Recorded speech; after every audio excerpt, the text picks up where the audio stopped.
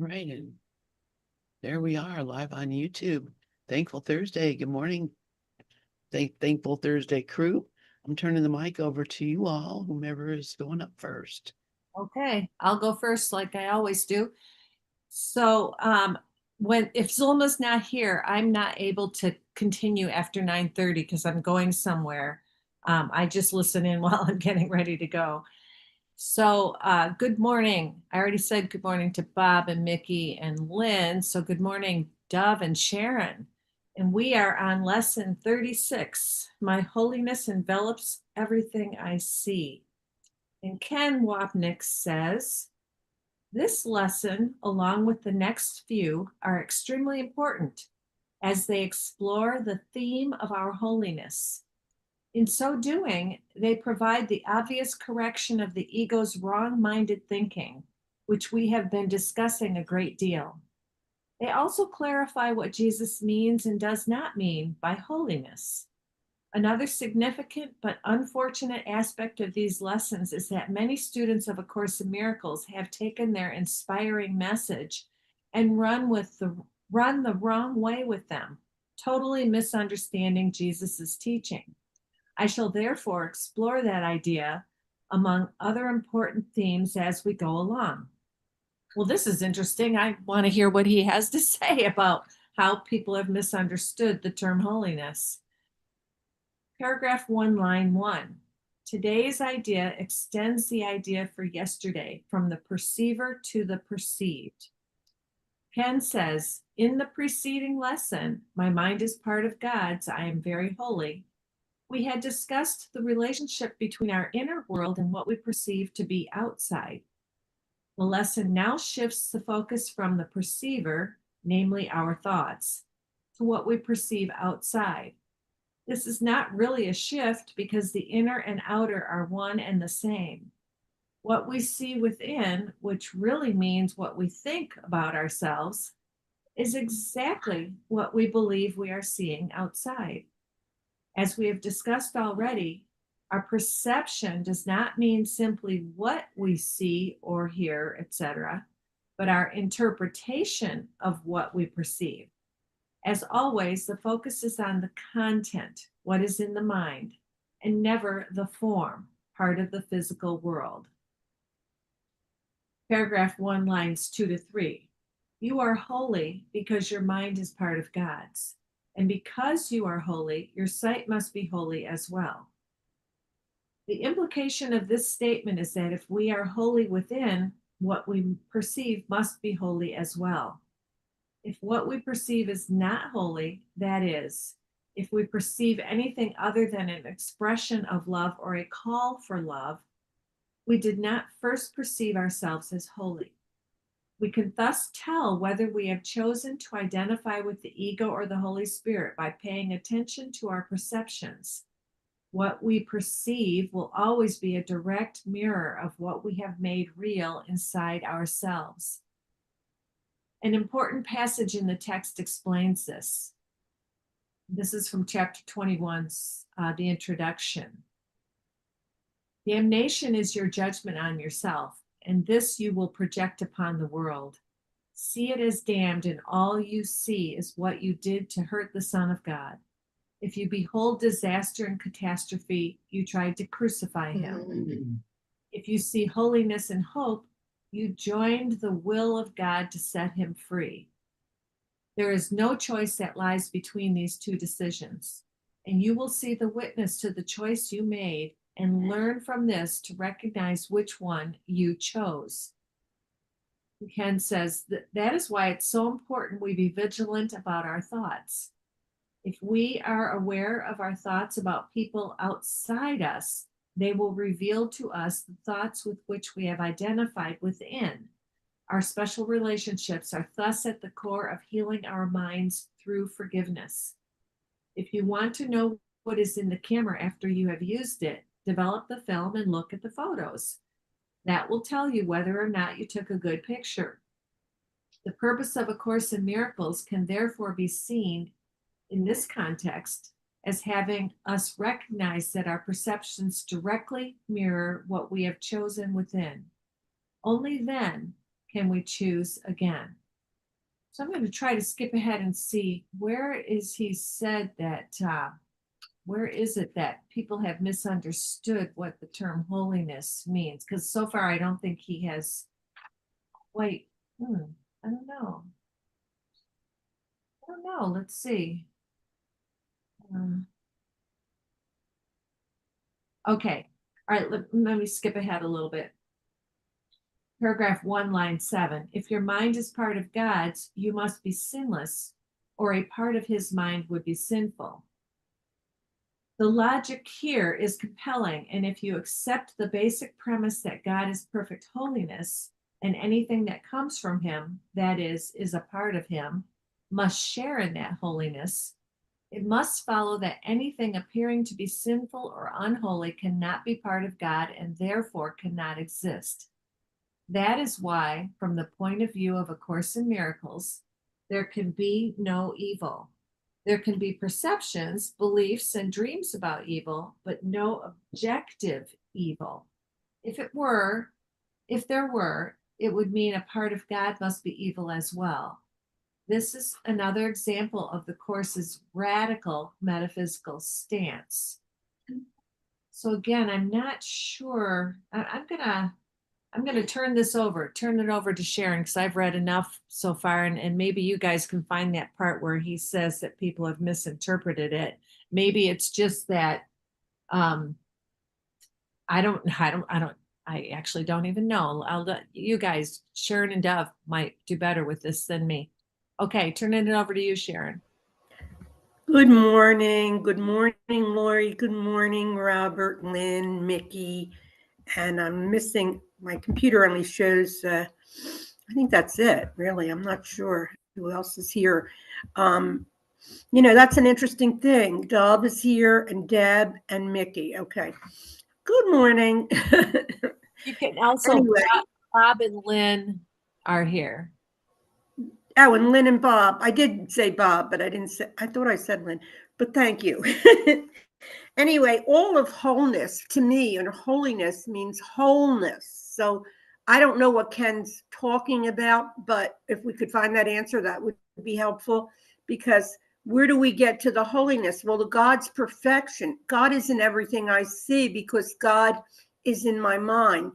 Automatically, we're in the pure mind. So that's the wholeness, the whole holiness of God. Now, again, everything here is, an interpretation, and it's also everything that's coming through is illusory. But the wholeness is pure consciousness, the infinite. And the infinite happens to be everywhere always. It can't not be, because it's all God. So everything in this world, what I'm seeing in my experience now, is that it seems that everything is alive. The space that we call presence is alive, and it envelops every part of the objects that are seemingly here, but they're not really here. They're just they're just our imagination, pretending that right now I'm looking at my little doll. I have dolls. I'm a doll collector, so I have dolls through my house, and my little dolls are part of God, and they're holy because they're made of the same substance. Everything's made of the same thing, really.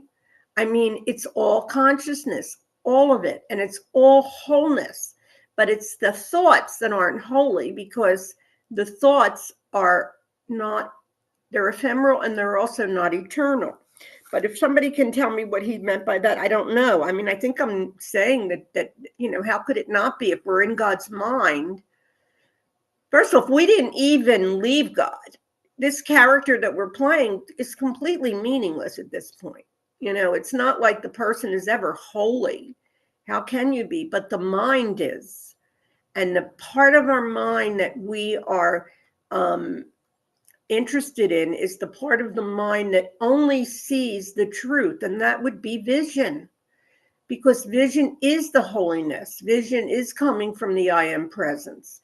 And the other stuff, well, that's just a personal dream that's going on, but everything is a personal dream anyway. At the end of the day, you're only really talking to yourself. he said to be vigilant. I've never been all that vigilant. I think that when the infinite self wants to come and, after it's taken, I don't even know how many years, I started this process way before I knew I started it, because I have memories now when I was in my 40s that are coming through very clear, that this process might have started like 30 years ago. And that's the ego that thinks, well, it should be rushing, it should be here, and it's really not. It's not rushing. What am I really saying? The ego isn't really there. Okay, it's completely a mistaken identity. And the clothes that we're wearing, the bodysuit that we put on every day that we sleep in too. I mean, we dissolve through our sleep, but that is the part that really is not holy, right? Because that's coming from our wrong mind. But if Dove could tell me, that would be helpful for me also. I don't know. I mean, if your mind is part of God's, you must be sinless. Well, you're not separate, that's for sure. You're no longer separate. You're in the wholeness. And everything is made up of that pure consciousness. It's all made of one thing, and that would be consciousness. Now, who we really are the great supreme. When we get into the higher realms, which is what we've all been to, where we are now, it's the realm of the higher self is just clear vision. And that's where you put your attention, at least for me, putting my attention on vision. Now, do I do that all day? No, I do not do that all day. In fact, I do that through the day when I remember, but sometimes I don't remember. But I have enough confidence in Holy Spirit to just break through everything now, because I've moved into, just a different paradigm in the sense that it's a higher consciousness, but I still have a lot of belief in like and dislike. I still have a lot of belief in liking certain things, but those are preferences, and they shouldn't even stick out, because that is something that can confuse this mind. I mean, the thing is, the logic here is compelling you if you accept the basic premise that God is perfect holiness. And that's what he's basically saying here. So maybe this is it, Lori. The logic here is compelling, and if you accept the basic premise that God is perfect holiness, and anything that comes from him is part of him, must share in holiness. So we could just say that, but not, the objects are never holy, because the objects aren't whole. But once holiness envelops it, and vision envelops it, it becomes whole, because you see it not as an object, but you see that the subject is causing all of this.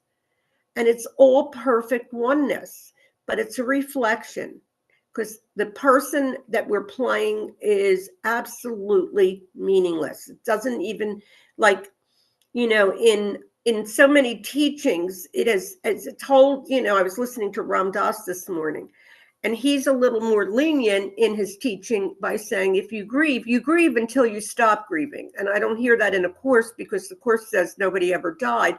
But that's between you and you. That's between you and Holy Spirit.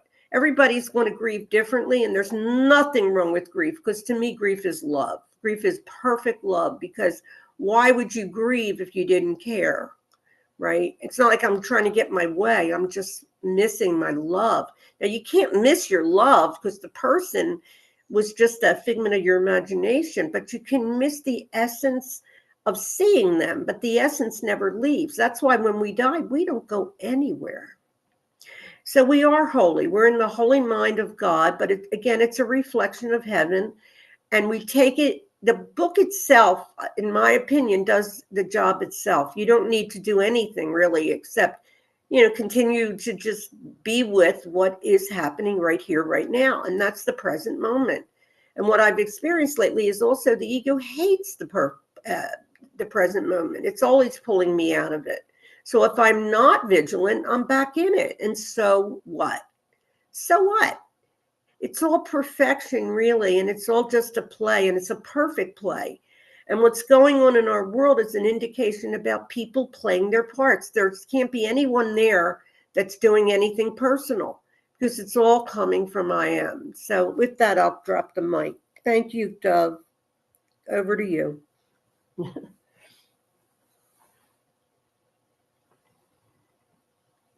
Okay, thank you so much for that, and Lori and Sharon, you opened this up so that we take a look at pretty much where I was about to enter into this hour.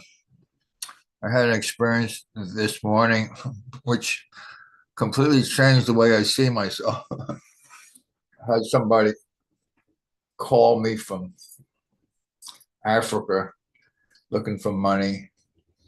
And then I realized it's the same person who's been doing this for months, maybe years, I don't know. But she uses young girls to say, "I'm very hungry. I need your help." Uh, and I realized it was this person behind it, and uh, and I blew up. I literally blew up, and when I get off the phone, I said, "Well, Dove, you can talk the talk, but you're not walking the walk, you know." Uh, so I took a look at it, and some of the things that have been said here so far today kind of reminds me of what I want to look at. So Laura asked about wholeness, and wholeness has no separation. Yeah, wholeness is oneness. Uh, as far as the grief is concerned, I realize that I blow up when I see that I'm a victim. And I realize that even though it says I'm not a victim of this world, now you could say that all you want, but the next lesson says, yeah, I'm not a victim. I invented it. What does invent mean? I made up the no. I invited this person to call me so that I can see that what I'm doing to myself. I mean, talking the talk is one thing, walking the walk is completely a different world, different dimension. So, yeah, so I was taking a look at what it says for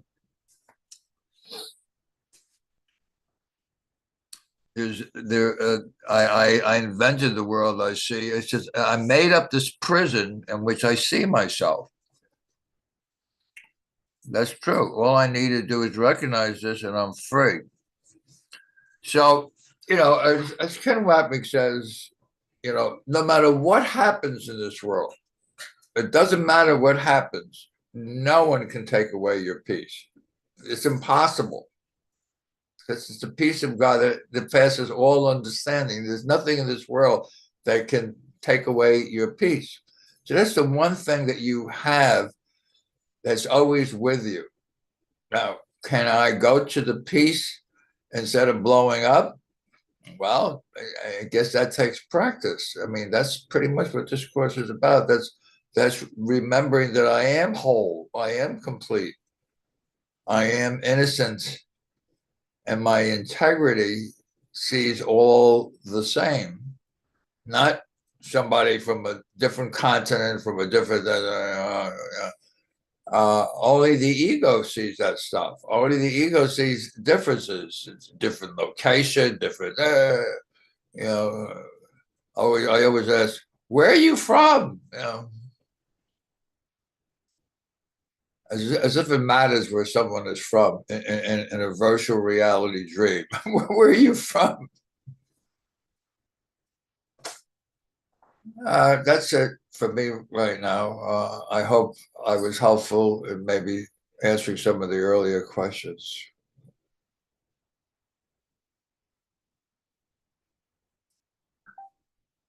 Laurie, do you want to take the mic?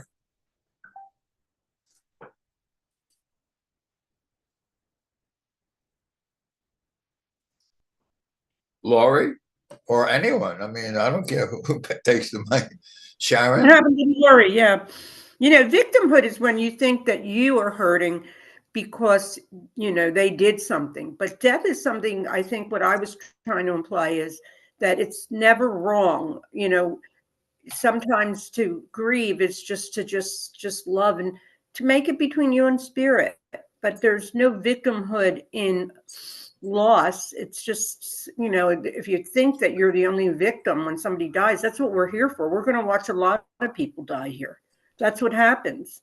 Since I've lived in Altoona, I had like 3 or 4 friends die, and they don't really die, but they pass away. So I'm not really clear about the fact that, everything is basically guilt. So if you feel guilty for grieving, well, then that's a problem. But if you know that grief is beautiful and it's fine and you want to be with you and God, that's all. There's nothing wrong with it, because we're human too. We don't want to forget when we are in the relative, which is what this is, that we still have attachments. And until the ego completely goes, and I don't know that it will, we're going to feel things, But in any case, he's saying here, your sight is related to his holiness, not to your ego, and therefore not to your body. This is what I was saying before, that everything is coming from that higher consciousness. That's the holy part. That's where vision comes in. And when the Course is directing us to vision, it's basically saying once vision comes out, everything appears to be holy. It does. It appears to be holy. What Deb was sharing is, an interesting thing. I had somebody write to me on Facebook too, and I called Deb. You probably don't remember this, Deb, a couple of years ago. And you said, Sharon, it's guilt. Don't give. And I just said, I can't give. I have a family. And that was it. So you helped me from getting involved in that codependent type of behavior, which is not wrong. But if they keep pestering you about money, then it is a pain in the neck. It really is, because we still have a part of us that is human, and we don't want people to starve. That's just the truth. It's not like, if you want people to suffer, that's a problem. But there is no suffering when you come from vision. You're clear with vision. And let's face it, the Course is probably the most direct path that you'll ever take, in the sense, what I mean by direct, it gives you absolutely no wiggle room. But as a beginning Course student, I had immense wiggle room for myself, because I was very clear that I was not going to hide all of my, garbage just to look like I was a good Course in Miracles student. And I think I was solid in the belief that this is a dream, because my grandmother told me that. I remember exactly where she was on the steps. And I, as consciousness, the I consciousness that I am, projected her to tell me this was a dream. And that was the beginning of me realizing that this, especially when I found the Course, I was like, of course I'm supposed to do this book, because it's all about the fact that this is a dream. And dreams make no sense anyway. When you have a dream at night, you don't know that anything makes sense. Sometimes you want to go back and finish your dream and you can't. Well, that's truly what's going on here. But as far as, the wholeness of spirit is always here. Now, did I think that a couple months ago? Absolutely not. I had a very hard time in November and December this year of getting rid of a lot of my self-hatred. There's still self-hatred in the system. I see that, because it's constantly telling me what I don't know or what I didn't do. And that's just all self-hatred.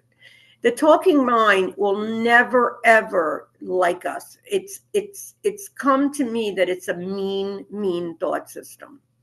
And it's mostly mean to the one that's, to me. That's where the choice comes in. You really have to say, I don't want this anymore. This is not what I want, because it's not love. Ego cannot love. An ego can only do what it's supposed to do at that moment. But I saw it in myself when people voted for the other side. I was very angry. Okay, the side that is not right now an administration. I had a hard time with that. How could they do this to our country?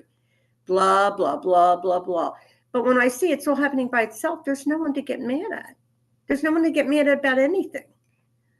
Because it's a movie, and the movie might end well, it might not. It depends when your exit is, when you're going to leave this paradigm. I want to say this. Keith Kavanaugh had his best teaching last Sunday when it said there is no world. He sets it up in a way that once you finish that, you realize you're just looking at your thoughts all day long, and that's all there is. Now, Keith has said that he too falls down, because I don't think anyone on this planet doesn't have still a little ego to walk around with. The ego is the device that's moving through, well, I should say really the essence is moving through. We are the Tao. That's what we really are, and we really don't know what that really means. And that's where the whole thing comes at us, where we can say basically we don't know anything, because we are not the ego, no matter which way we look at it. Yes, the ego will miss its loved ones, absolutely, and it will cry, but you can always have the comforter right there for you to hold your hand through it.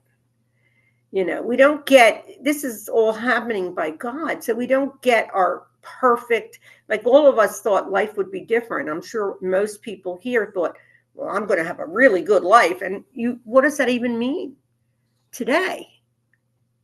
You are life. You can't have a good life. You're life. There was a song that I love since I'm a child, and it's to life, l'chaim. L'chaim, l'chaim, to life. And I used to sing it and love every minute of it, because it's all about the celebration of life. And that's where we can look for celebrating life through vision. But if we don't have vision, if we're not concentrated on vision and we're seeing it through our camera, we're not seeing anything but what we've seen the whole time we carnated into this person. But Keith has nipped it in the bud when he says, we do not come back. This is just a movie. There's nothing about it that is going to then say, okay, let's all come back. That's the ego that wants to come back. There's nothing to come back to. Sure, I want to come back as an ego. I want to see my kids. I want to see all my special relationships, but so what? No, it's all vision. And I think that's what he was saying, Ken, that the holiness is really coming from vision. But I can say that we're all whole automatically, because we've never been in this body, not ever. We've imagined ourselves to, and I still think I am. I'm rocking on a rocking chair right now. It feels good. But who's on that chair? Who's moving the chair would be probably the Tao. But the ego is not a bad thing. It wants to keep us safe. It doesn't know anything about spirit, and spirit really doesn't know about ego. They're two different thought systems. And the choice for this one is that everything, I can see peace instead of this. And it's perfect peace when we come back and realize, what are we fighting for? We're all artificial intelligence, all of us. I think it's really funny because AI is really coming on louder now. But I think spirit, can get into the higher consciousness through AI, but I don't know how that would work, because I'm not that technical when it comes to that. But I know that spirit is everywhere always, and always has been. In fact, everything that happened to us happened by spirit, really. The ego wants us to believe we're people, but the spirit wants us to know by the knower that we're perfect love right here, right now. Right now, I have a beautiful morning. I'm sitting with my dog, and he's just laying in the sun with the sun on him. And it's absolutely gorgeous. And it's cold here. It's going to probably be cold for another week, but so what?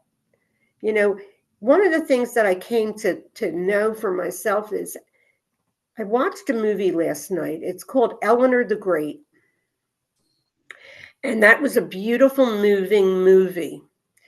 But it was about grief, actually. She was grieving, and she got, some of the movies that they have out sometimes, you'll see some of your scraps of beliefs come up. They have to, and that's what this world is for. It's to undo everything that we thought we were. And possibly when we leave, we won't have any of these any of the baggage with us. but it's always perfect. Nobody's ever in the wrong place at the wrong time.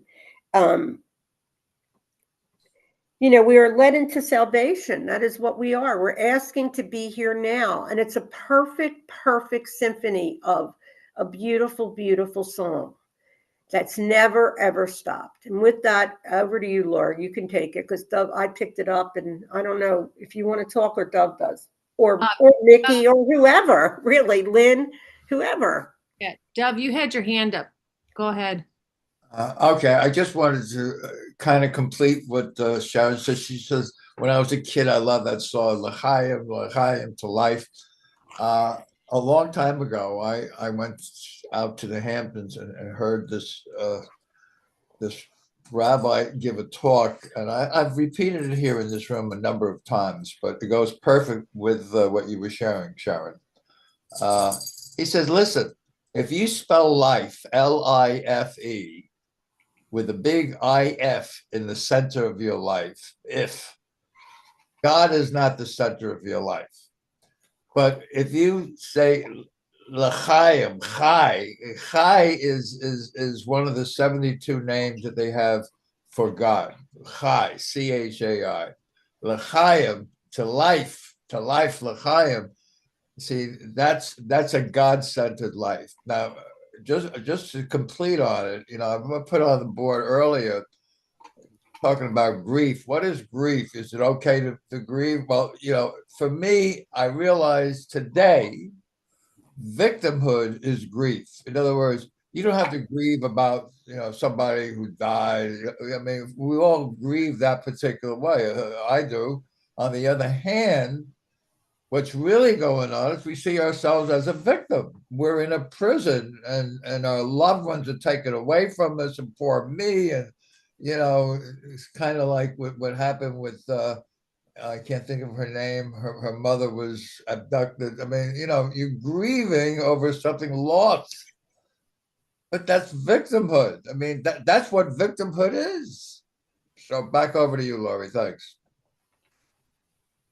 One of the things I love about ACIM Gather is that we can all express our opinions and no one tells us we're wrong. And like I was saying last week, getting to this place of, it's an individual curriculum and we all interpret the different passages in the course in the way that works for us and that we need to, and there is no right or wrong. And so, like Sharon and a lot of women come from the feeling nature and say, go ahead and cry. A lot of men, Dove, and a lot of other men are like, hey, why are you crying? And it's that male female thing, and it's neither right or wrong. And I'm so grateful to have gotten to this place where, like, you guys know how I interpret the course in terms of, like, I think the body is meant to heal. I don't think we're meant to have broken bodies here. But a lot of you guys don't agree with me. And, the thing that's so beautiful is that I came to the place of not where I used to be, which was, oh, you must be right and I must be right because you're so much more advanced than me. Or, wait a minute, no, you're wrong and I'm right. It's not even that anymore. It's more like, hey, this is all a dream. We've been given this beautiful, beautiful way out of the dream, this pathway, this course. And it's individual. However, we need to interpret it for our own particular dreams, our own movies is the right way. And it's just, I love being at this place where I'm not judging how anyone interprets things. Yeah, and Sharon and Bob, you put up hearts and stuff. So Bob, you wrote on the board, I think of AI as a tool. Any tool in the hands of an artist can create beauty. We too are simply tools in the hands of love. Why do we make such issues of the difference? Wow, I like that. You're eloquent, Bob. You're really eloquent with so many different things. And then you say the course meets us where we are now. Yes, and I know that throughout the years, been doing the course every single day for over 20 years, that the ways I've interpreted have changed. And they change with the situations and change, with my evolution and all that, or seeming evolution. Yeah, Bob's doing a thumbs up. And Yeah, it's like it's just perfect. And on the victimhood thing, I could see both parts. It's like, yeah, on the one hand, if you think you're a person who's lost another person, it can feel like a victim. I know I've been a victim. I've been in victimhood around grief my whole life. And on the flip side, we need to have compassion for the human side of us that is going to feel grief, just like Sharon puts, she's so heartfelt and loving and kind with everybody. So, Sharon, go ahead. Well, what I want to say basically is something that I remembered years ago when Ken Wapnick passed away. Gloria Wapnick was grieving. And I don't know which person said to me, I don't know why she wouldn't have come further than that. And I was shocked. I was shocked because I don't know who said it, but I can tell you I was shocked because Ken Wapnick was a magnificent soul. And because you're still in a bodysuit until you leave here, you will cry. It has nothing to do with whether or not you completely are spirit. That's ridiculous. I think it has to do with love. She was her best friend passed away. Her best friend, she loved him. And I think that the course, if you're a harsh person, it can make you harsher. And I tend to not want that. Well, there's no way I could be harsh when it comes down to it. I don't like the harshness in the world, although I have it. I have it because if I see it, I have it, but I don't choose it. And when Ken died, I felt like this person wasn't really seeing the whole beauty of the fact that we've lived in a body, maybe in no time, but to just make annihilation, as something that, you know, um, you're in the ego. That's an ego thought to even say, that's victimhood. To me, it is anyway, because who cares? Love is love. It doesn't have an opinion. It doesn't have, it's all encompassing. It accepts everything as perfection. And when you have a very feeling nature, and all women are like that, we women are different than men. I see that too. But my husband, every single time we watch a movie now, he just sobs. And I love it because he's getting all that out of him. And it's beautiful. He's like a really beautiful soul, my husband, Cliff. And he's so what I love about him is he loves women too. He does. My first husband hated women, hated his mother. This husband loved his mother. And it does, I think some of this is true that it does happen that way. But when we watch certain movies, he just cries. And I said, it feels so good, Sharon. I've carried all this for my life, and he's 77. And I said, just cry because it's beautiful. So that's really what I was trying to say. Anyway, I'm going to drop the mic. Thanks. Wow. Great, Sharon. Did you want to say something, Dev? No, you are, if you're on, go ahead, go. Yeah, Cliff is a doll. He has this just beautiful presence about him. Very, very calm, very strong, very loving. And I think it's wonderful that, men, when they get older and their testosterone goes down, that's when they can cry. And I think it's great.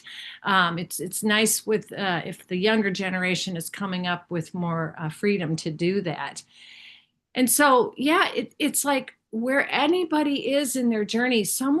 When I was down in Mexico, someone brought up a point of, we use the term victimhood as a judgment. And when someone is in victimhood, if they've been traumatized or something, and they're not quite ready to take 100% responsibility, yeah, they're going to be in victimhood. And she was saying, we can't judge where people are at in their path in terms of waking up and no longer being a victim. And I was really glad she brought that up, because I realized that I had been judging some people that I saw as stuck in their victimhood. And then last week, Dove, you really helped me. You just said, Rod's not his body. And it hit me between the eyes. It was like, holy crap.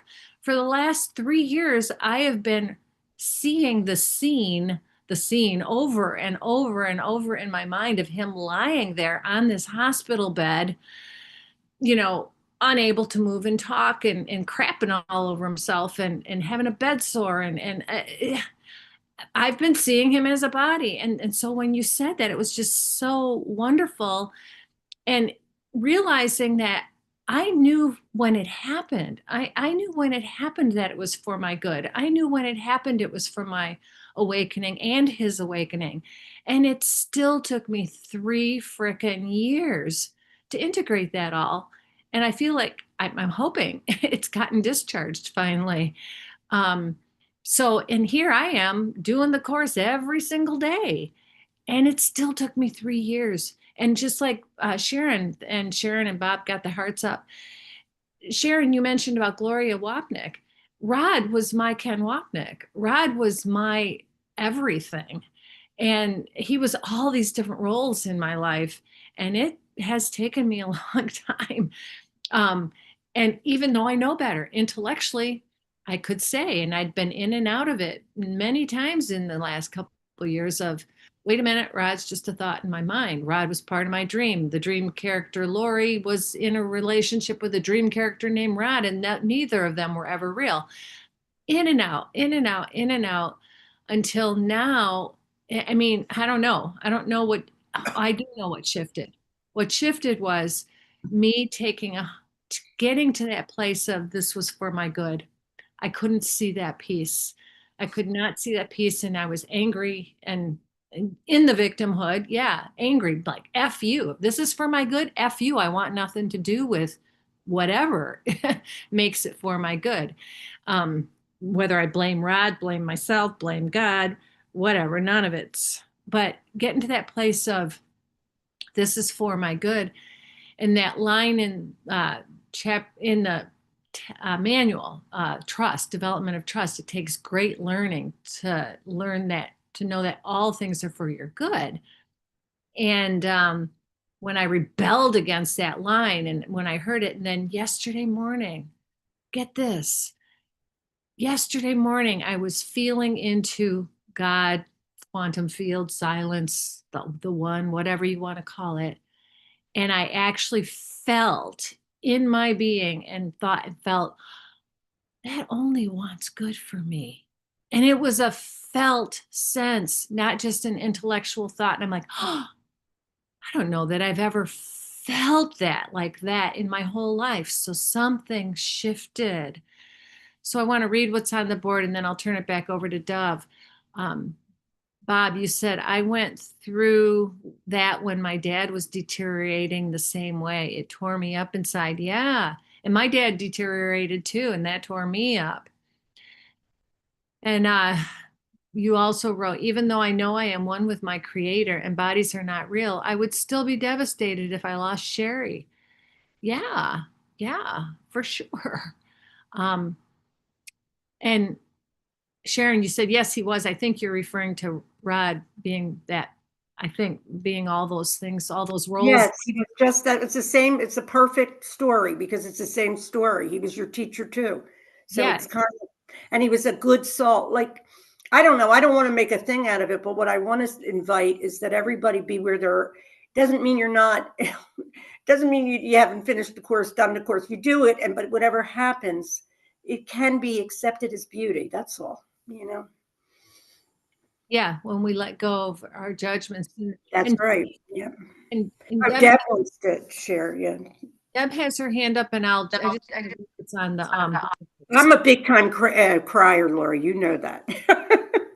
yeah, and I used to be. I'm not so much anymore. I'm not like I did either, but I definitely still cry. Like I'm very, yeah. I don't know. It doesn't matter. Anyway, Deb, go. Are you done, Lori? Did you have I something? want to read what's on the board and then have you go. So Glorian wrote, we always see our own consciousness, gentleness. Yes. And let's see. There was something up here also. Oh, that's it. Go ahead, Deb.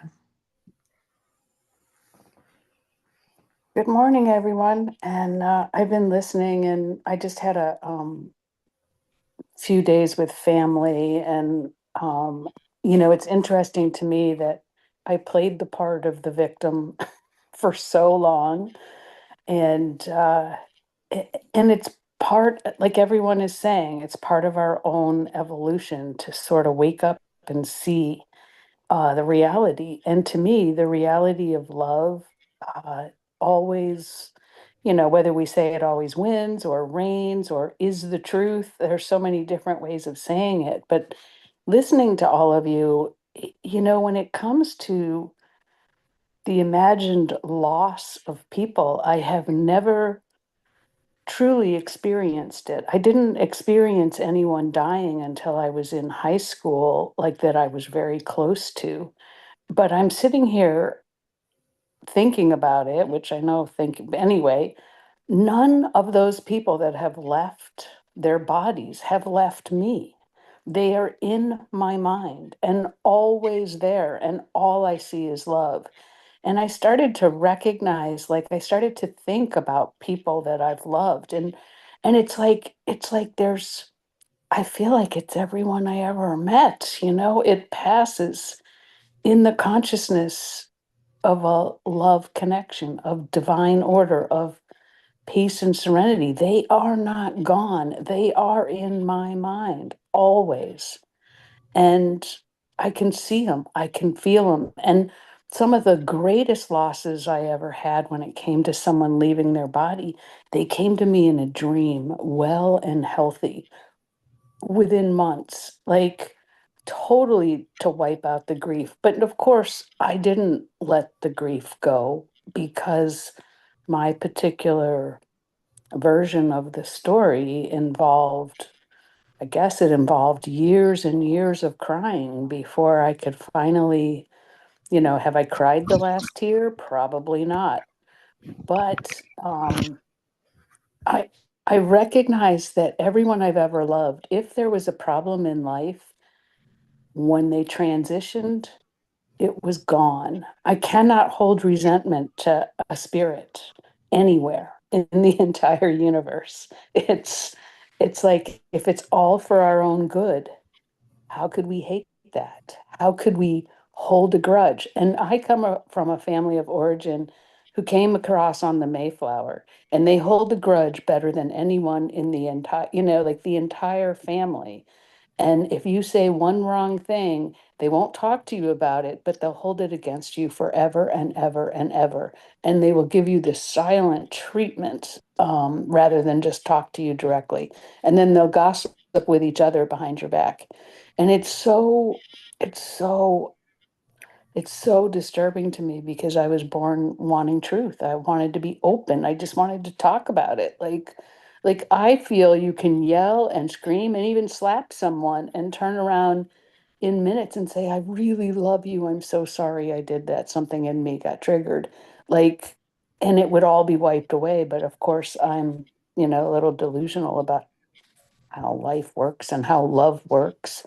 And I feel like being ourselves, we would never have to make amends for being who we truly are. That's and in a world where people are safe and secure, they would just love you no matter what your limitations, yeah, I'm just blathering on at this point, but no one leaves this. We are all together always. And that's what I think of. Like I am God, I know the literature says God is in my mind, but I feel I am in the mind of God. And that's where I don't have to worry so much about all of this. But I'm relieved at the undoing that's been happening, the unwinding. Like I was never a victim. I played a role. I can forgive that and let the Holy Spirit help me see it differently. I'm done. Thanks.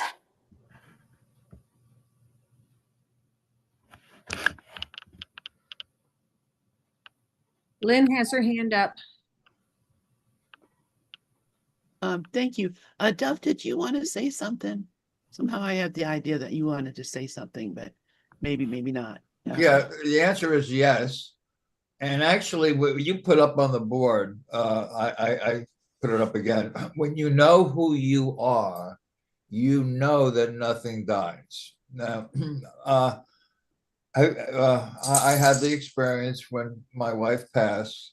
I went through 3 days of grieving and grief and crying. And then I passed this thing, which was our marriage vows.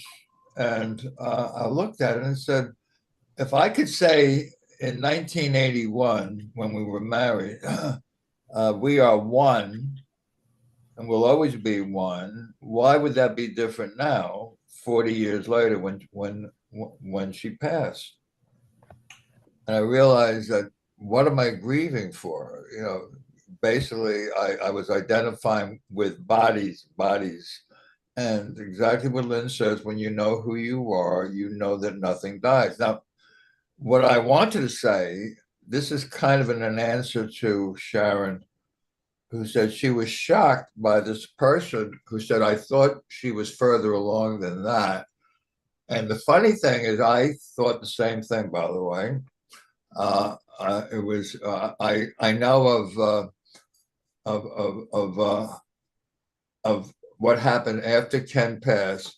Is Gloria went into a deep depression that she never really came out of. By the way, I know these things from John Mundy, who did keep in touch with her.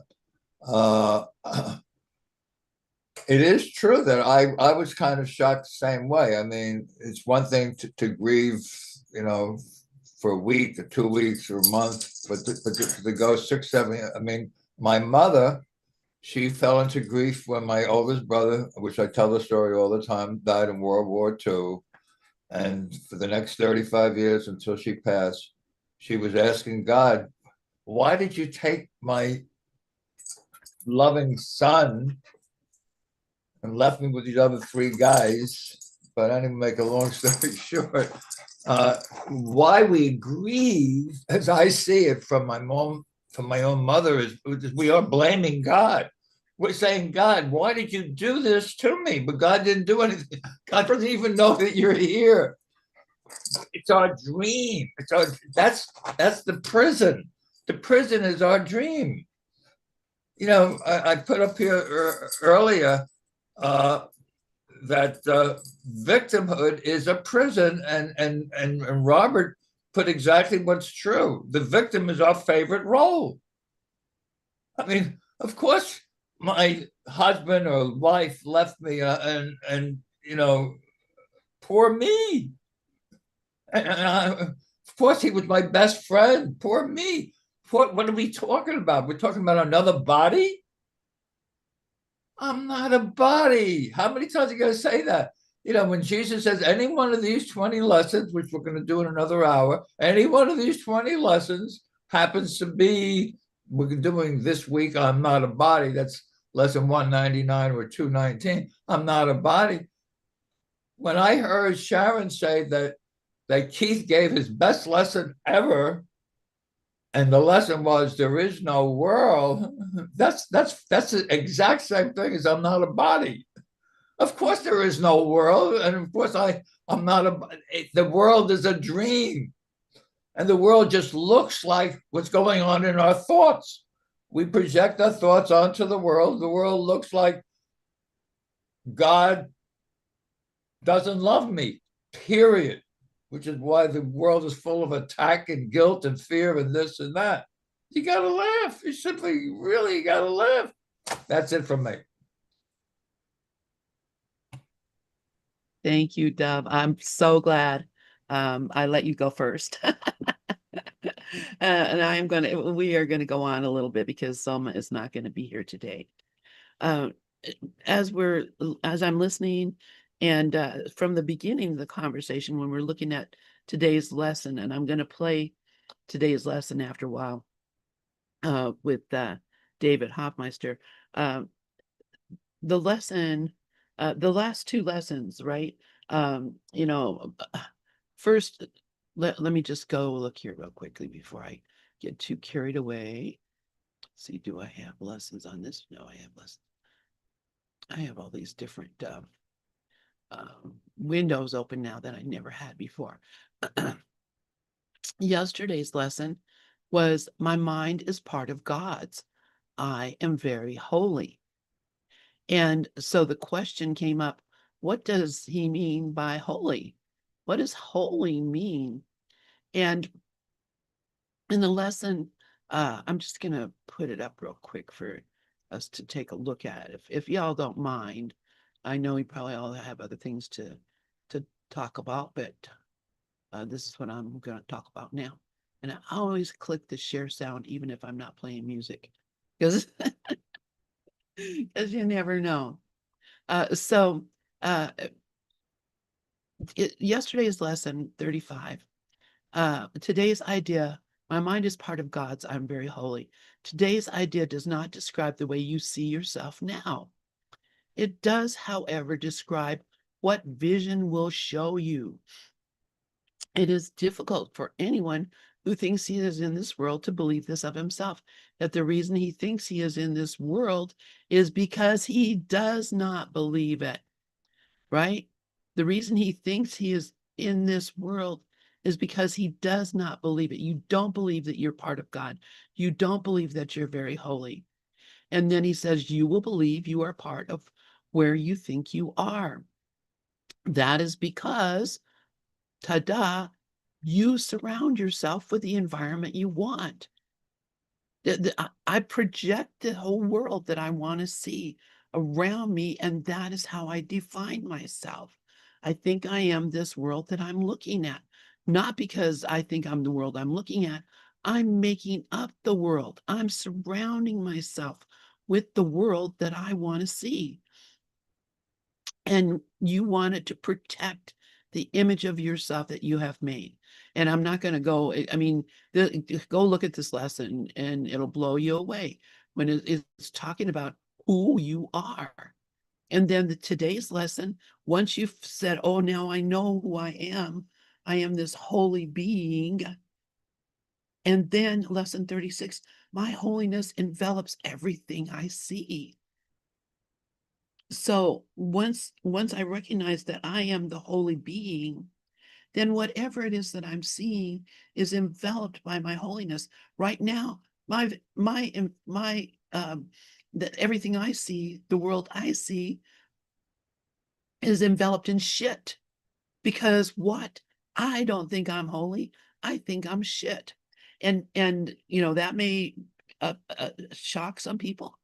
But if I honestly don't see myself as this holy being, there is only one other thing that I can be: unholy. And whatever you want to call it, you can call it any name you want. It's an idea that I am not worthy. And the reason I bring this up, and I'll go ahead and put this down, although maybe we'll leave it up here in a minute. The reason I bring this up is because something that Depp said earlier, just out of conversation, that her ancestors came here on the Mayflower. And I sensed a sense of shame and guilt when you thought about that your ancestors came here on the Mayflower.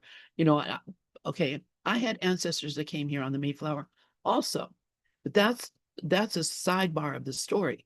The story is that when I was a kid, I grew up in a very poor. We, really were in a pretty bad shape. Then my mom would take in kids, and she took in kids from the like the welfare, the family would, something would go wrong, and like foster children.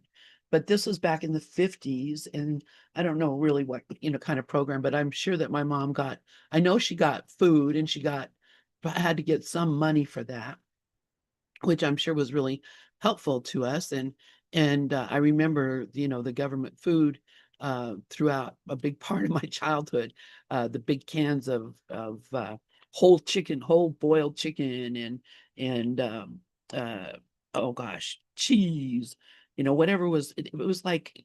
Anyway, I don't want to go into it.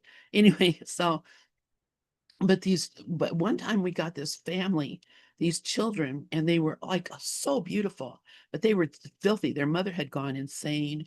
She was like a hoarder, and their whole house was stacked with newspapers and boxes, and little trails to walk through. And the state took the children and they brought them over to us, and I think there were like 5 or 6 of them. And so and the boys had never had their hair cut. They had the most beautiful long hair down to their, butts. They're just gorgeous hair. And they were so disgusting, filthy when they came in. This is part of the story, that my mother laid down newspapers on the kitchen floor and laid them down on the kitchen floor and cut their clothes off of them. And then, my sisters would take them and bathe them, and she would just roll up those clothes, and that was it. Because it was just like that. So terrible. And my mother always said, this was the thing that astounded her about this. That woman had gone insane and left her children, and her ancestors had come over on the Mayflower. How could they have fallen to this from her ancestors being these founders of our country that came over on the Mayflower? How could that have happened?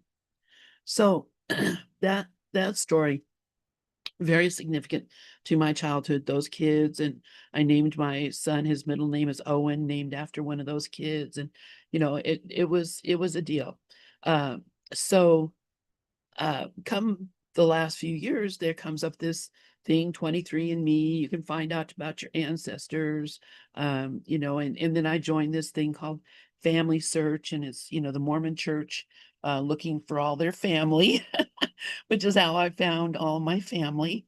But lo and behold, my ancestors came over on the Mayflower. They were William and Mary Brewster, the minister, William Brewster, who Linus says that prayer in the Thanksgiving Snoopy or Charlie Brown. That was my ancestor too. And I thought, when I read that, and my mother's been gone since 2000, I thought when I read that, if my mother had known that our family came over on the Mayflower too, would we have had a different life if she had felt worthy of something special because of that, as she thought that woman who left her children was worthy because of that? If she had realized how worthy she is, would we have had the life we had? And I look at myself, and I look at that all the gifts that I've been given, everything so wonderful. And I recognize that the only reason I don't see myself as being holy is because I don't feel worthy. And that worthiness doesn't have to do with my associate or my environment or all the things that I projected out into this world. That worthiness has to do with my being the Holy Son of God. And that's why I know that if I knew without a doubt that my great grandparents founded this country, I would think I was a different kind of person. But if I knew without a doubt that God is my Father, God created me and is in me and has made me holy, without a doubt, if I knew that, then I would know that nothing ever dies. You lose nothing. Everything is right here. The world I would be projecting out of my knowing of this would be a holy place. And that's why the most important thing and the only important thing that we can do, instead of looking out at the world and our people and our politics and religion and everything, know who you are. This course is helping me to break down those illusions of who I thought I was and remember the truth of what I am. And knowing what I am, knowing who I am, is the only thing I need. There is nothing else, because the Christ has no improvement. There's no self-improvement in the Christ. That's perfect already. And that's really all I had to say. Thank you for letting me speak, and I'll turn it back to Dove or Lori or Sharon or whomever. I can't keep talking because I have to get going, so I'll turn it over to others. But that was really great, Lynn. That was knowing that we're the children of God, that we're the Christ is better than any ancestry, because it is our true ancestry. It's like lesson, what is it, 184? Or my inheritance is part of God's or something like that. God is my inheritance, whatever. Thank you, Lori. Anybody else have anything they'd like to share before we close this out? Oh, Robert had his hand up.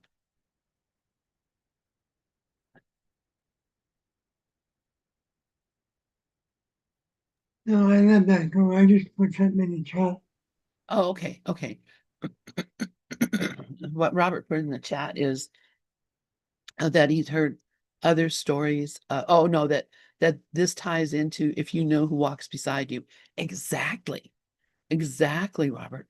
If you knew that this what this is and who is with you always, not with you, beside you, inside you, it is what you are. And I know Jesus couldn't say, but he could say if you knew who is inside you. But he knows that we are fearful. We're like little children. We need to be holding somebody's hand. Please, let me hold your hand so I don't fall, so I don't stumble. It's okay. It's okay because you and I, we all know we're the hand that someone else wants to hold. And there is a holding of the hand, a great interlocking chain of forgiveness that holds us all together, that keeps us all together in the Christ. Yes, I am the Christ who walks beside me. And that's why 2 by 2 we enter the ark. All right, you guys, I guess everybody has to go. Anybody else have anything they'd like to say before I shut off the YouTube? I'd like to say something. Yes, sir. The lesson 31-32. I'm not a victim of the world I see. So if you're a victim, you are grieving. Hi, Karen, welcome. If you're a victim, you are grieving because you really believe the world is real. I lost my best friend. I lost the only one I love in the world, which obviously is the ego. Only the ego says the only one I love in the world was my best friend. I lost him. Only the ego says, spirit would never say that ever. So that's being a victim. Now, lesson 32, I invented the world I see. You don't hear too many teachers talk about what do you mean by invented the world you see? Well, it came to me this morning because of what happened earlier, which I did mention. I put those people there to call me up and beg for money, which they have done for the last couple of years, saying that they were hungry. And let's call Dove up and tell them how hungry we are, and he'll send us some money. I mean, that's not the only form they do it, and they do it in a dozen other forms. But when it says, I have invented the world I see, that, as Robert would use the word, that ties right in with I'm the dreamer of the dream, and everything this is a classroom where I came here to learn lessons. If you see the world as anything other than a classroom where I came to learn lessons, and all the people in the dream are the so-called dream roles, ROLES, which he talks about in chapter 29, section 4, dream role. Nobody in this world, in this fictitious dream movie, can do anything to you other than the role that you have assigned to them, other than the role that you, that's the invention. The invention is the people who do things to you that you lose your cool. You lost your cool, Dove. Obviously, you haven't learned the lesson yet. Go back and do it all over again. So what is it? What is the world's classroom but a place where you keep making the same mistake over and over and over until you finally get to the what's called the last what's it, chapter 31, section 8, choose once again. Choose once again. Where you once made faulty choices for the last millennium, you're going to be able to choose once again and see it correctly that I am one with all. I'm always speaking about myself. How many times are you going to say that, Doug? You're always speaking about yourself. Then how come someone can call you and get you upset over nothing if I'm always speaking about myself? That's what I wanted to share. Thanks. Thank you so much, Dove. Wow. Yeah. I mean, we're here now. This is awesome. Karen, yeah, please go ahead. Good morning, everybody. I was listening to the last half hour on the radio, and this was such a great conversation. And I was just listening to what you shared. Lynn, what a beautiful story. Thank you for sharing that. Um, and it's the truth. You know, when I forget the truth of who I am, the truth of what I am, I can fall into it. I can go right back into depression so easily. I really can. I have a tendency to get depressed. I've had major depression disorder, got over it. But I can fall back into it. I can slip back into it. And I'm going through so much physical stuff right now. It's really difficult. Some days are really, really difficult. But what came to me is two quotes in the course, Lynn, when you were sharing. The one is from chapter 8, section 3, the holy encounter, where he says the goal of the curriculum, regardless of the teacher you choose, is know thyself. There is nothing else to seek. So I'm either going to believe that I am this body, I am going to listen to the ego thought system, or I am going to believe that I am as God created me and listen to the Holy Spirit thought system. It's always that. It's one of, we know this. And but we have to keep remembering the truth, because the course also says in chapter 10, section 2, which is the decision to forget. It's the decision to forget the truth of what I am. And in there, we're told that all attack is self-attack, and it comes from a decision. It comes from a decision not to be what you are. So when I forget, as Lynn said, the truth of what I am, I'm believing I'm this body, and I'm believing I can be hurt, and I'm believing I am a victim. I saw my doctor, my family doctor, this week, and he said, I don't, his words were exactly, he says, I don't want to make you a victim. He said, but you really basically got screwed. Basically, what this doctor did to you. I mean, I don't want to make you a victim. He said that. I don't want to make you a victim, and I don't want to be a victim. I had a very bad experience with a major surgery that went wrong, totally wrong, and so, I am not a victim of the world I see, but damn, is it difficult when you are in a body and going through shit. But I know the truth, and thank you, Lynn, for reminding us. And I think I constantly need to be reminded. I think we all constantly need to be reminded. So those two quotes came to me from the course. So thanks. Thank you so much, Karen. And yeah, boy, believe me, I didn't have as the kind of issues that you've been having. But yeah, when I had my accident and had my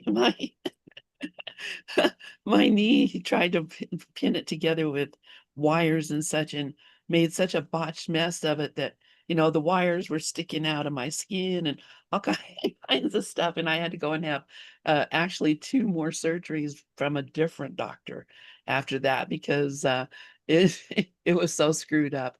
But but yeah, I don't blame him. In fact, he's a sweet man. I love him. And, I'm grateful that he was there to try to patch me up anyway. Um, but yeah, we're not victims of this world. We have projected the world that we want to see. And so we have the choice of what it is that I want to see in this world. And I'm choosing what I'm choosing because of what I think I deserve. What I think I deserve. And I'm gonna put on my camera so y'all can see me too. Anyway, if I'm choosing, making my choices based on my sense of self-worth, then whatever I get, that's exactly what it's going to be. not, a botched surgery, because, that was, that's all part of the plan and the purpose. But the way that I perceive it, because the Course in Miracles is not about what you do. It's about what you think. It's all about perception and what you think. So, when I remember that, the whole course is about changing my mind about what I think I'm seeing, then I can recognize that I do have that power to do that. And when I do change my mind about it, it changes to reflect the new vision. And that's throughout the course too. There's so many places where it tells you, what you're going to see once you let go of all this shit. What you're going to see is beyond imagination how beautiful it is. The ego couldn't even understand how beautiful it is. And so, that's the whole key. Know thyself. Because what I am is the Holy Christ. He's lesson yesterday, lesson today, right, spot on. I am very holy. Thank you. Mickey has her hand up, and then Bob. Go ahead, Mickey. Hi, yeah, Karen, that just blew me away what your doctor said because I that could have been on the day that that lesson was. I am not a victim of the world I see. And here he is saying, I don't want to make you a victim. I mean, that lesson was this week. That to me is such synchronicity because he's there, he is saying to you, like spirit coming through him, saying, I don't want to make you a victim. That, I don't know, I got chills when you said that. It was really incredible. So that's a beautiful demonstration of spirit coming through to us saying, please, please, I know you have so many opportunities to feel like a victim in this world. You're presented with them, like constantly. And here's a reminder, I'm going to have this doctor say this to you, just to give you a little bit of a reminder. I love that. Thanks. No, thank you, Mickey. I love that too. And it's not I'm having the doctor say that. I'm saying that. The doctor is just the channel that I'm saying it through. So it's not even, that's what's so beautiful about it. Robert, please go ahead. Yeah, I'm going to go back to something we were talking about earlier when we were dealing with aging and dying. Years ago, when my dad was sick, we were talking about this earlier, he looked terrible. He was 6'4", 200 pounds. He was down to about 130, 140, and he looked awful. And when we knew he was dying, my mother wanted me to come down and see him, and I did not want to see him. And I'll show you why right now. Look at this face.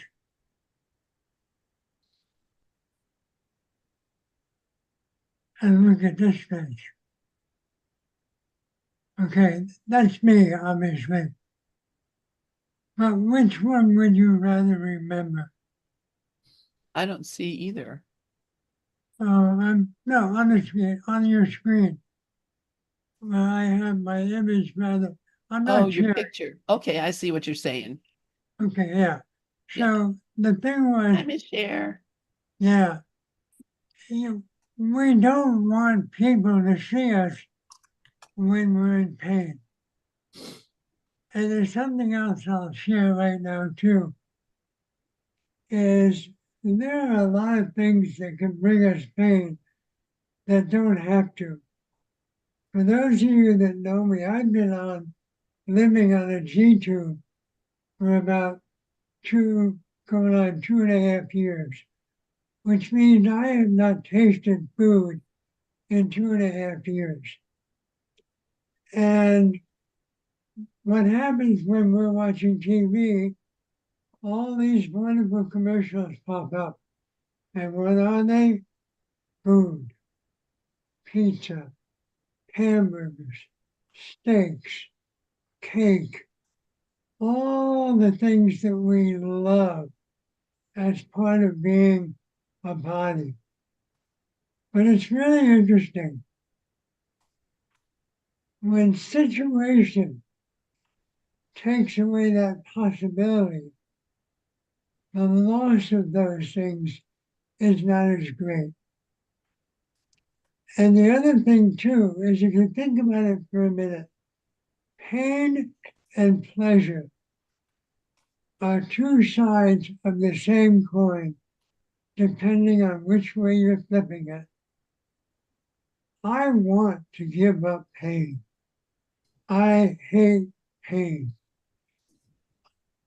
But am I willing to give up those things that bring me pleasure to get that relief? Because it takes both. I've got to give up not one, I've got to give up both. And that's hard.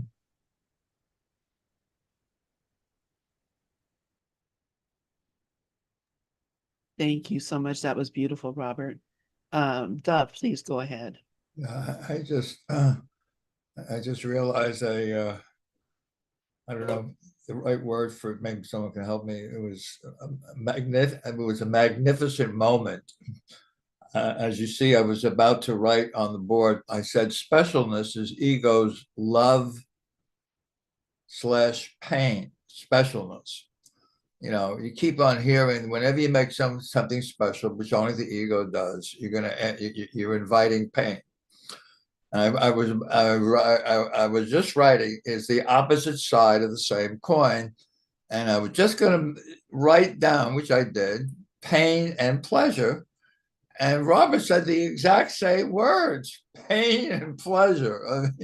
I mean, it's identical. We're on the same thought. So what I want to talk about is specialness. Yeah, it occurred to me that that's what's going on here. When I just spoke about lesson 31 and 32. I'm not a victim of the world I see, yet only victims grieve. If you know, as Lynn says, well, we are one, and there is no death. Why am I grieving? So I must be the ego. Only the ego grieves. Spirit doesn't grieve. God's will for me is perfect happiness. Happiness is happiness. It's not grieving. So, I lived, my mother grieved for 35 years. And then finally, fortunately, she got dementia. They didn't even call it Alzheimer's in those days. And she was smiling when I walked in the room. She said, "Who are you?" With a big smile on her face. So specialness is a prison. There's no two ways about it. And it brings pain. So when you make somebody special in this world, it appears that you're going to have a good time because, oh, she's so special. I don't want to be with anyone else but her.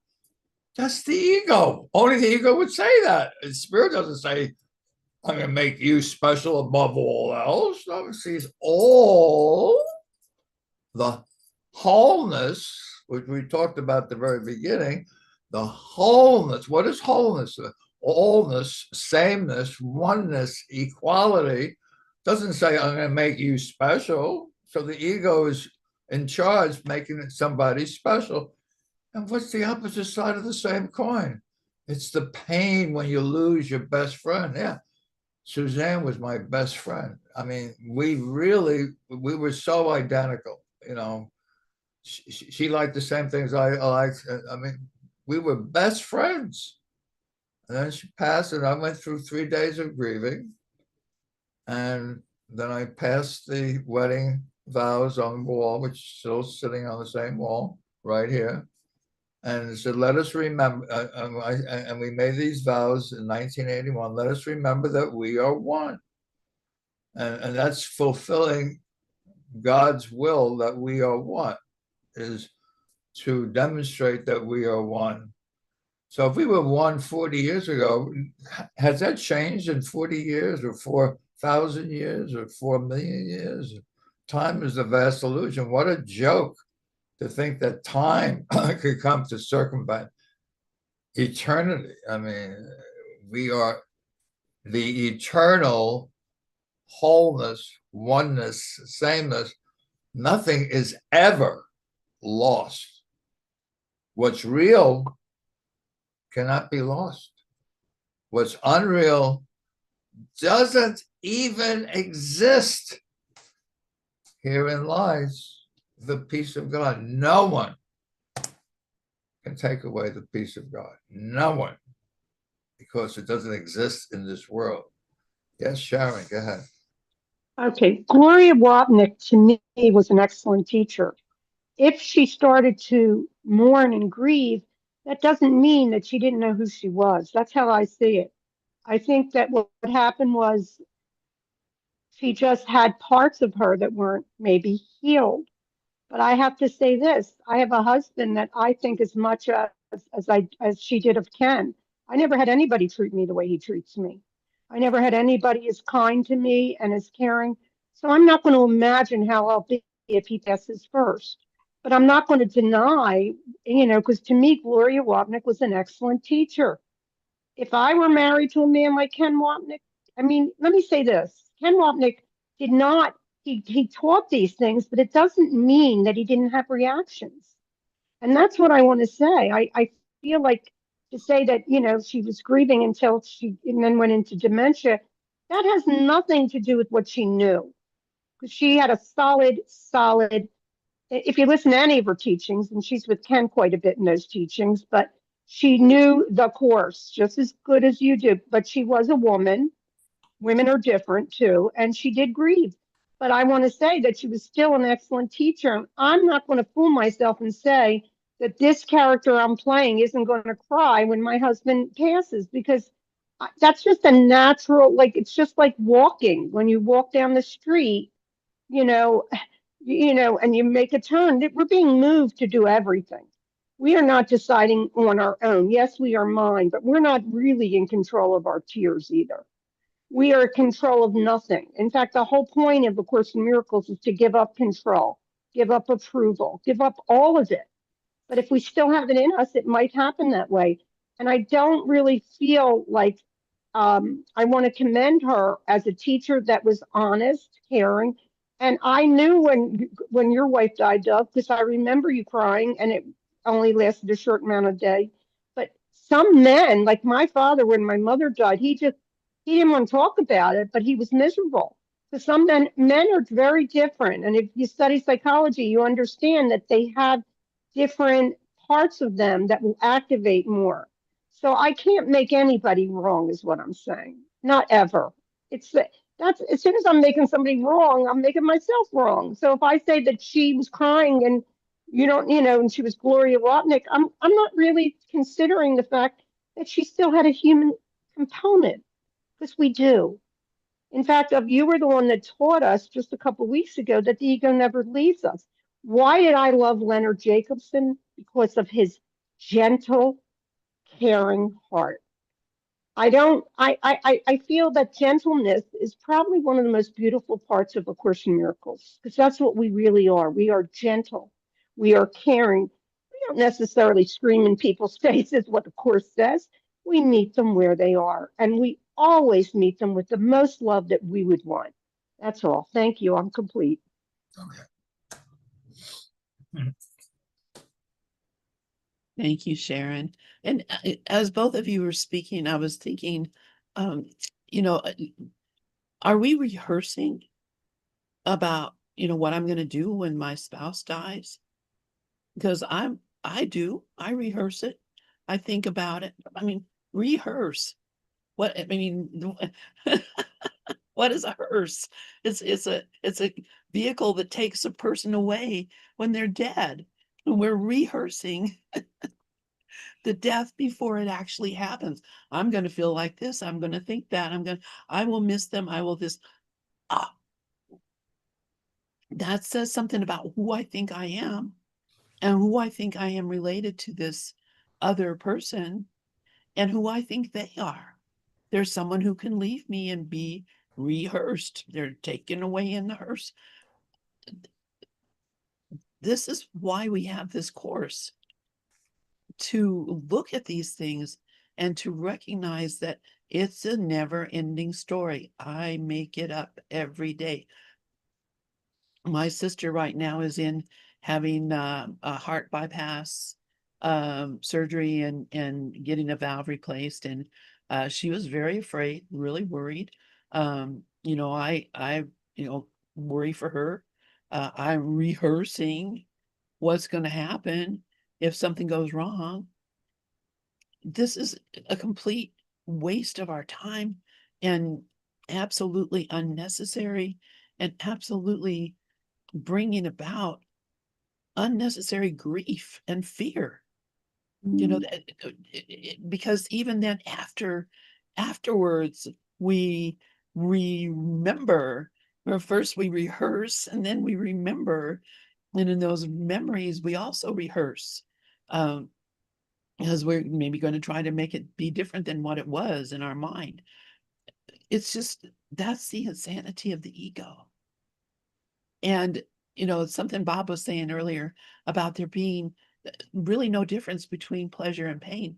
Jesus tells us that in the Course. It's the same thing. There is no difference between pleasure and pain. It is the same thing. It's just how I perceive it, what I perceive is happening. And something that could be very pleasurable could become very painful very quickly if it goes on too long. I like to eat ice cream, but if I was, eating gallons of ice cream, after a while, I'd be saying, this is no more pleasurable to me. In fact, it might become very painful because it's the same thing. It's valuing one thing over the other.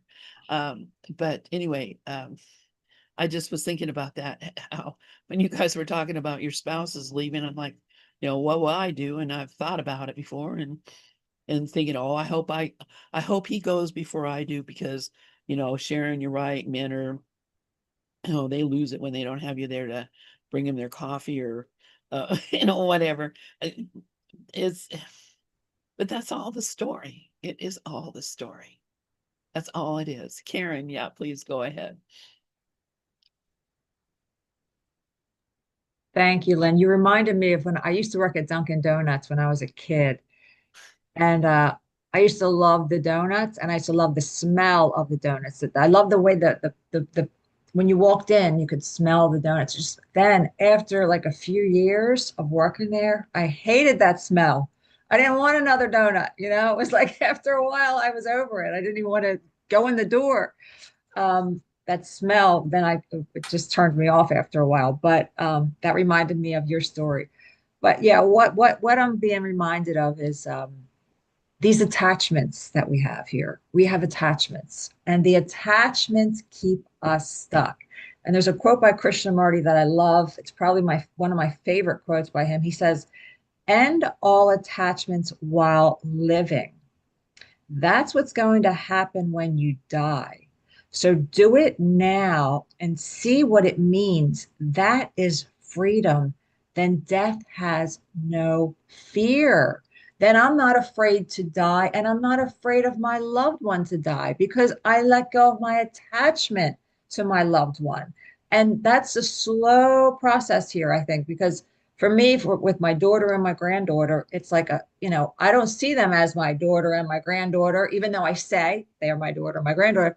They are the Holy Son of God. They are my equal. Well, I don't see them as anything else now. You know what I mean? So that's letting go of an attachment to being my daughter and my granddaughter. That's been going on for a long, long time with them. And that's getting better and better. So I don't get as attached to what happens, and I don't try to fix it like I used to and all that kind of stuff.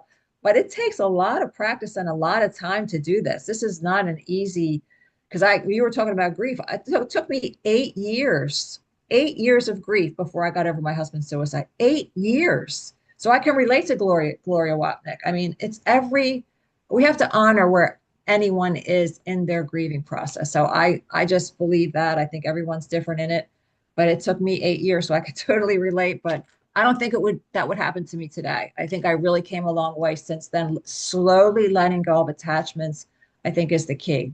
Thanks. Thank you, Karen. Yeah. And those attachments, you can't let go of them until you look at them and see, what is it that I'm attached to here? And, you can break it all down and it comes down to, it's the love. It's the love that I'm attached to, not the physical body, not the way they look, not the way they smell or feel or any other part of them. It's the love. And where does that go when a person dies? It's here, and it always will be, and it always has been. You're never cut off from that. It's always a part of you. So yeah, it really does. Yeah, you're right. Go ahead, Dove, please. Yeah, Karen, that was a perfect story, by the way, to tell.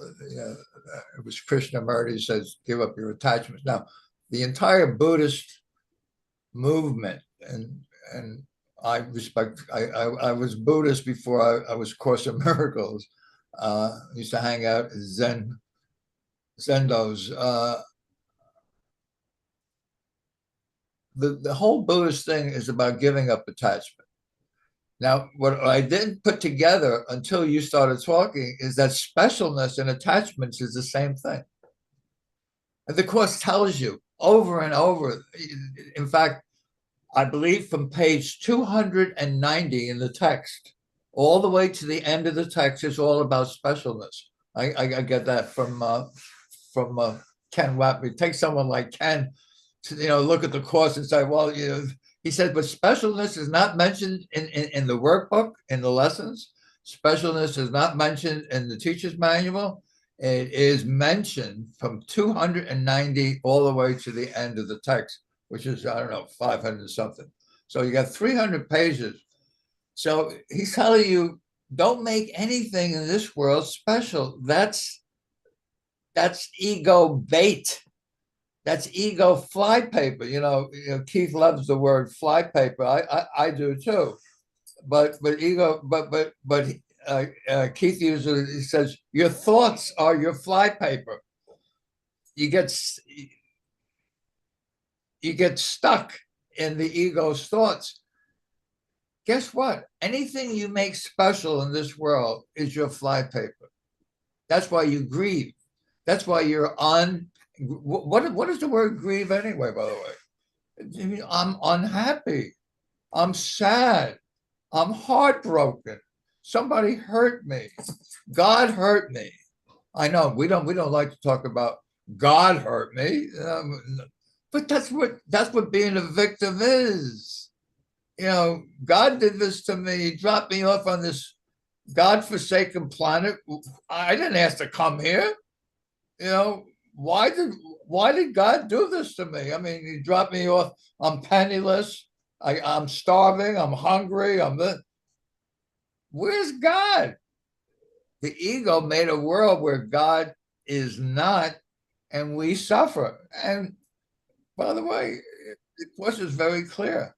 We only come here to be a victim. Why do we come here to be a victim? He's very clear on it. Because we don't want to be the one who's guilty that's punished. We want somebody else to be punished, not me. I'm a victim here. I have nothing to do with this. These people are hurting me. How can I be happy? God's will for me is perfect happiness. God's will for me is perfect. Where's the happiness? I don't see God's will at all. Somebody from Pakistan. You gotta laugh. Anyway, I think Sharon, and hi, Miss Cher, how are you, love? I didn't realize you were in the room, and then I saw your name. I mean, Cher and her husband have the same relationship that I had with Suzanne. I mean, my best friend. I mean, where would I be without my best friend? I mean, it's so easy in this world to make somebody special. How could you not make somebody special in this world? But as Karen points out, try to break your attachments in this world, because then you won't be afraid of death. We're attached to this illusion. We're attached to a world that doesn't exist. If Sharon is saying that the best teaching that Keith has ever done is from lesson 132, paragraph 6, there is no world.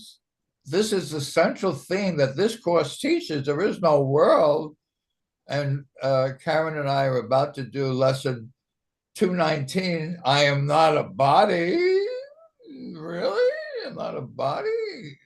There is no world? We talk like we are bodies, and my best friend is a body, and they're special, much more special than other bodies. Yes, we talk the talk. I'm talking about myself, by the way. I'm always talking about myself. We talk the talk. We don't walk the walk. I mean, that's what's going on. I mean, you tell the truth. Dove, you talk a good talk. You don't walk your walk. And I'm the first one to say it. Karen? Thanks, Dove. Yeah, I just wanted to mention, I was listening to a podcast. I'm sure you guys have heard of, I'm trying to think of his name. It'll come to me, but he had this woman on. Has anyone ever heard of Sonia Choquette? Sonia Choquette. She's a medium. And she said I have her book. Oh my, I love her. I just found out about her, Sharon. I love Me her. too. Me Oh my too. God. I know of her. Yeah. I just I found have out her. about her. Okay, so she Yeah. said the guy that was interviewing her, I can't think of his name right now. He has a big podcast going on. But anyway, it'll come to me. I can't find it. But anyway, she asked him, she said, "Tell me about your spirit." Like, like you would say someone, tell me about tell me how you're doing today, or tell me about your life, tell me about your job, tell me about your kids. She said, "Tell me about your spirit." He was like tongue-tied. He didn't know what to say. He said, "No one has ever asked me that question before," because we don't think of that. But she thinks like that. She thinks that that's how she thinks. And that's what she's interested in. And that's all she's interested in. So I just wanted to mention that, you know, just that question. It's like, wow, it's like just thinking about that makes me think about my spirit more than my body. Tell me about your spirit, and think about that question and say, wow, that was such an interesting question. And which book do you have, Sharon? I'd have to look. I'll let you know. Yeah, I let me know I know. have her book because it's all about, basically what I wanted to learn more about because of course Miracles talks about that we're still in heaven. So it's a whole different book, but I will definitely look for it. I can't, my I thought she was, memory is not good anymore. Yeah. I found her fascinating. So I just wanted Well, to mention. what she deals only with the spirit realm. That's it. I mean, it's not about the personality at all. It's always, I forget the word, the acoustic records. That's the one I have, the acoustic records. Yeah, so the acoustic records, I was interested in that because, we get to this realm and the higher realm, and we have the acoustic records to see what we will, how true how true about reincarnation. I don't believe we reincarnate anymore. I don't. But I don't know for sure. So I always will when I'm ready to die. I'll just say I don't know. That's really the only thing you can say about anything, really. You really don't know. But you weren't here this morning. We were talking about grief. And I find that grief is love. I think that if you're crying where you're like mad at someone, that's different. But sometimes we just cry. Sometimes when you see a magnificent sunset, your eyes just melt with that. and you naturally just have all these tears in your eyes. What does that mean? That to me is love too, you know? So, Sharon, we when all my see. Sharon, when my granddaughter, I just have to say this. I don't want to cut you off, but you just made me remember. So when my first granddaughter was born, my first grandchild, my granddaughter, when I held her in my arms for the very first time, I cried. Like the love was just so strong. That's really what I was saying. Yeah, the love can be so That's it. strong it can provoke the tears. It doesn't mean victimhood always. It means love sometimes. And you know, again, I was really talking about my partner, my husband, because he's just so. And here's a comparison. It's an ego comparison, but I made this dream, and I have a husband now that was so worried that I wouldn't have enough money if he dies before me, that he's always going and checking to see that I'll be okay. And I don't even talk about money. And my other husband absconded, took millions, and I contributed to those millions. I had a very lucrative art school. So at the time when he took everything and hid it, it was shocking. And now my husband Clip, is just like the total opposite. I mean, he has his stuff. We have our stuff sometimes, but the kindness that comes through him, the little things, that's what I pay attention to, the little things. And they're very different. And I set that up that way. So of course he's going to win the prize of the better husband. But I'm not angry with my first husband either. He didn't know any different. So that's all. That's beautiful. This has been a great conversation, and I'm just loving every part of it. I'm thinking maybe to go ahead and close this out and play a little bit of music, unless there's something else somebody else wants to say. To kind of give us a little bit of a break before Dove and Karen come on with any one of these 20 lessons. So I think it's going to be just as fabulous of a conversation. So we're doing that. We're closing out the YouTube. Thank you, everyone who subscribes to us. Please click like, share if you want, and make sure that you subscribe. So